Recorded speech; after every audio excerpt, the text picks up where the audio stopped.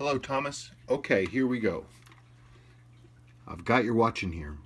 You have owned this watch new since 1986. It has never been serviced, and it's a joy to see. Okay, let's talk the numbers. It's running like an unserviced original 6309. It has a ton of beat error, but that's just an adjustment. It's not a real big deal. The amplitude is low. That's to be expected. That's the measure of how far back and forth the balance is turning. It tells us how much power is making it out of the mainspring and through the gear train.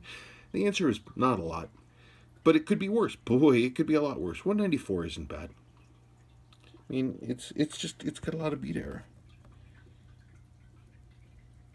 but it's relatively straight. It's relatively okay. It's not bad.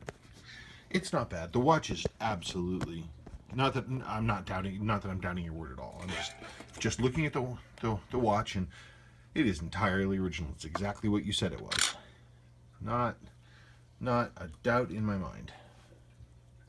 So we've got.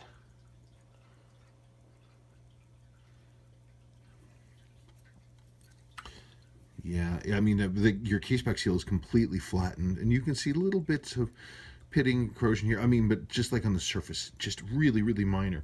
The movement itself looks great, actually. It's shiny. So it doesn't, I mean, water never got in. Your lower mainspring arbor port is definitely worn. Look at this screw right here. See that shifting place? This screw sits on top of a thing called the mainspring arbor. The arbor is the axle that the mainspring barrel, this circle thing, turns on.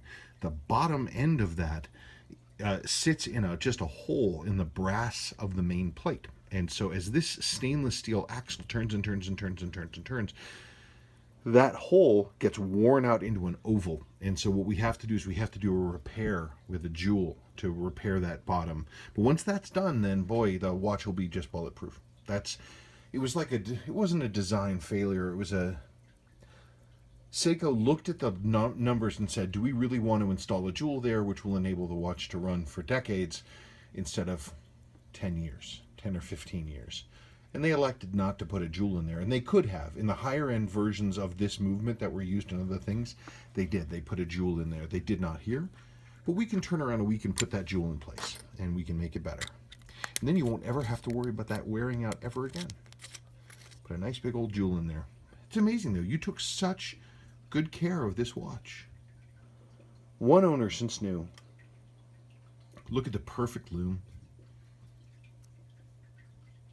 It's nice. You've got some marks on your insert, but I have some fine-grained enamel. I can lessen how those look, or we can just leave it the way it is. Yeah, no problem. We service it. We put a jewel in the lower mainspring arbor port. We probably have to do a repair to the bushing in the upper mainspring arbor as well in the train bridge, because that tends to have to be done. Case rebuild with all new seals, new crystal.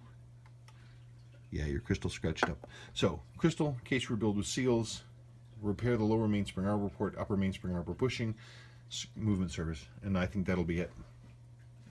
Nice watch, nice to see. So few of them are with their original owners anymore. I'm glad this one still is at its home.